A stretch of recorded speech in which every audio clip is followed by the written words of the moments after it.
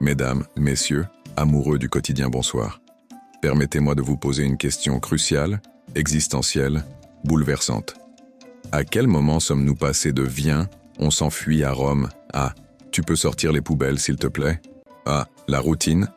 Ce délicieux mot qui rime avec cuisine, serpillière et linge sale, ce monstre sournois qui transforme l'ardent Roméo en colocataire ronfleur et la Juliette en organisatrice de planning familial. Oui, chers amis, aujourd'hui nous allons parler de la routine dans le couple, ce phénomène étrange qui nous fait passer de l'amour fou à l'amour flou, de la passion à la question. Mais pourquoi au juste ai-je signé pour la vie avec cet individu qui coupe les spaghettis? Mais rassurez-vous, il ne s'agit point ici de condamner l'ennui conjugal. Non, nous allons plutôt le prendre à revers, le chatouiller de mots choisis, et surtout, trouver comment ranimer la flamme sans se brûler les sourcils. Il était une fois un couple, ils s'aimaient passionnément, ils se regardaient comme dans les films, ils faisaient l'amour comme des cascadeurs, ils s'envoyaient des messages enflammés du type « J'ai rêvé de toi toute la nuit, vivement ce soir ». Puis, les années passèrent, et ces mêmes êtres humains se retrouvent à discuter, à 22-13, en chaussons dépareillés, de la marque de lessive qui attaque le mieux les tâches tenaces.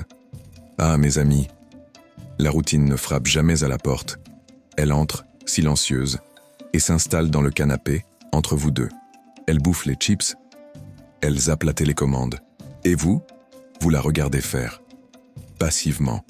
Et ce qui est tragique dans cette histoire, c'est que personne ne s'en rend compte tout de suite. La routine est sournoise. C'est comme prendre 1 kilo par mois. Un matin, vous vous retournez vers votre moitié et vous vous demandez « Où est passée la personne que j'ai épousée ?» Elle est là, juste ensevelie sous la paperasse, les réunions Zoom, les couches, les casseroles et les factures EDF. Mais pourquoi la routine s'installe-t-elle? Parce que nous avons une tendance naturelle à prioriser l'utile sur l'agréable, le pratique sur le poétique. On fait des listes de courses, pas des listes de fantasmes. On planifie des vacances en famille, mais pas une soirée torride au clair de lune. On se brosse les dents, mais plus les cheveux avant de se retrouver sous la couette. Résultat? On se croise, on s'apprécie, mais on ne se désire plus. Et le pire dans tout ça, c'est qu'on croit que c'est normal, que c'est ça, la vie de couple, que ça passe. Non, ce n'est pas normal. C'est juste une absence d'intention. On laisse l'amour s'éroder parce qu'on ne le nourrit plus. Mesdames et messieurs, le couple, c'est comme un feu de camp. Si vous ne rajoutez pas de bois, il ne reste plus que des cendres et des regrets. Alors que faire pour lutter contre cette douce dépression conjugale?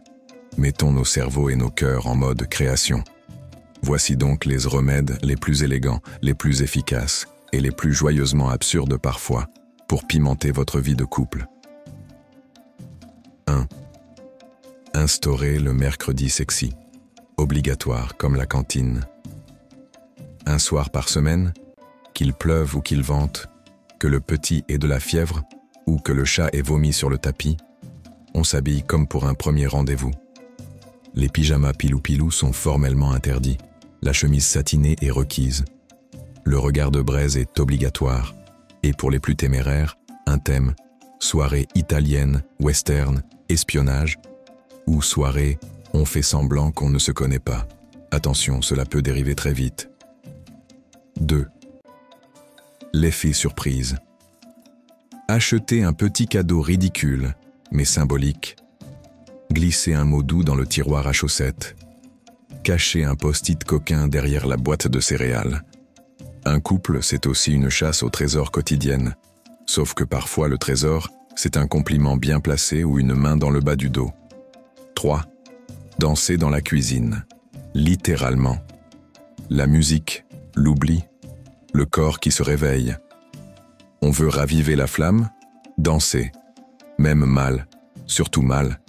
Une valse entre les casseroles, un slow au milieu des miettes, un zouk sur le carrelage. Les couples qui dansent ne vieillissent pas, ils s'animent. 4. Réinventez vos dialogues. Il faut bien l'avouer, au bout de 10 ans, les discussions tournent en boucle. Tu passes à la boulangerie? Tu as pris le courrier? Qu'est-ce qu'on mange ce soir?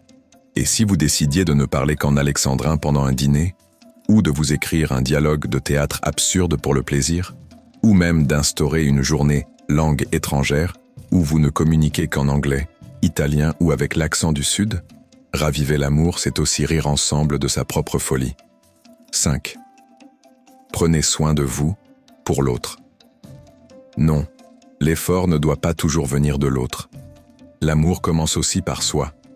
On se laisse parfois aller, non pas par négligence, mais par oubli.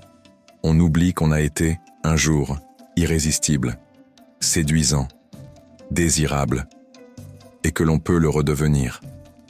Alors, mesdames, messieurs, rasez cette barbe façon ours polaire, ressortez cette robe qui fait tourner la tête, réapprenez à vous plaire, pour mieux plaire à l'autre.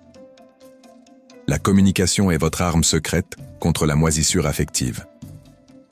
Dans bien des couples routiniers, le véritable drame n'est pas le manque d'amour, mais le manque de paroles. On croit que l'autre devine, qu'il sait, qu'il comprend. Mais non, elle ne sait rien. Parce que deviner, ce n'est pas aimer, c'est jouer aux devinettes. Alors exprimez-vous, avec humour, tendresse, maladresse. Dites quand ça va. Et surtout, quand ça ne va pas. Dites vos envies, vos doutes, vos fantasmes. Même les plus fous, surtout les plus fous. Le silence est le meilleur allié de la routine. La parole, elle, est son pire cauchemar. Et enfin, autorisez-vous le n'importe quoi. Faites des pique-niques sur le tapis du salon, inventez des jeux complètement idiots. Si tu perds, tu me fais un massage. Faites semblant d'être deux inconnus qui se draguent dans un bar imaginaire. Bref, soyez créatifs. Pas pour changer de partenaire, mais pour changer avec votre partenaire. Mes chers amis, ne laissez pas la routine vous voler ce qui vous unit. Ce n'est pas parce qu'on est ensemble depuis longtemps qu'on doit cesser de se surprendre. Ce n'est pas parce que l'on connaît l'autre par cœur qu'on ne peut pas encore l'émerveiller. Raviver la flamme, ce n'est pas forcément repartir à la Martinique. C'est parfois juste prendre le temps de dire « Tu es toujours la personne que j'ai choisie, et aujourd'hui encore, je te choisis ». Alors, ne soyez pas ces couples qui survivent. Soyez ces amoureux qui inventent. Et si vous deviez retenir une seule chose de ce discours, l'amour ne meurt pas de la routine. Il meurt de l'indifférence. Soyez fous, soyez tendres, soyez drôles, soyez amoureux. Et éteignez la télé ce soir. Si ce discours vous a fait rire ou réfléchir, partagez-le à votre moitié. Et si ce soir vous finissez en peignoir devant une série, ce n'est pas grave. Mais demain, dansez dans la cuisine. C'est un bon début.